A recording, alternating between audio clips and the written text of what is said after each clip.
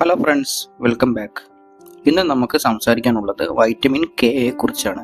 Vitamin കെയെ കുറിച്ചുള്ള എല്ലാ കാര്യങ്ങളും ഞാൻ ഈ വീഡിയോയിൽ പറയുന്നുണ്ട്.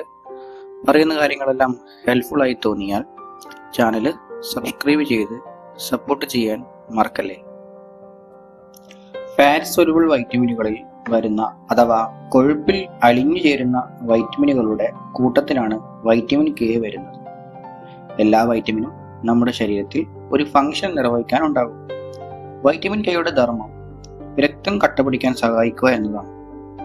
എക്സാമ്പിളായി പറയുകയാണെങ്കിൽ, ശരീരത്തിൽ മുറിവുണ്ടാവുന്ന സമയത്ത് രക്തം അധികം പോകാതെ അവിടെ ഒരു സീൽ ചെയ്ത് രക്തം ക്ലോട്ട് ചെയ്യാൻ സഹായിക്കുന്ന ഒരു വൈറ്റമിനാണ് വൈറ്റമിൻ കെ.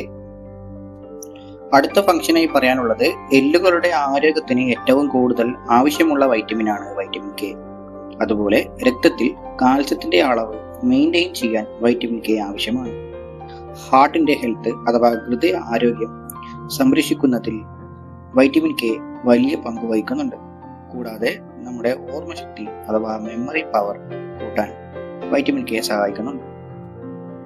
വൈറ്റമിൻ കെ ഡെഫിഷ്യൻസിയെ കുറിച്ചാണ് ഇനി പറയാനുള്ളത്. വൈറ്റമിൻ കെ ഡെഫിഷ്യൻസി വളരെ കുറവായിട്ടാണ് കണ്ടുവരുന്നത്. വൈറ്റമിൻ കെ കുറവുണ്ടാക്കുന്ന ഏറ്റവും വലിയ അവസ്ഥയാണ് ഹെമറേജ് അല്ലെങ്കിൽ ബ്ലീഡിംഗ്, രക്തവാർച്ച എന്ന് പറയും.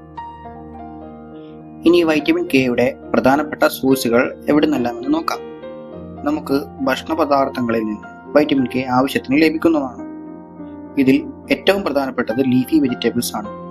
ഉദാഹരണത്തിന് ചീര, ബ്രൊക്കോളി, ക്യാബേജ് തുടങ്ങിയ വെജിറ്റബിൾസിൽ ഒക്കെ വൈറ്റമിൻ കെ അടങ്ങിയിട്ടുണ്ട്.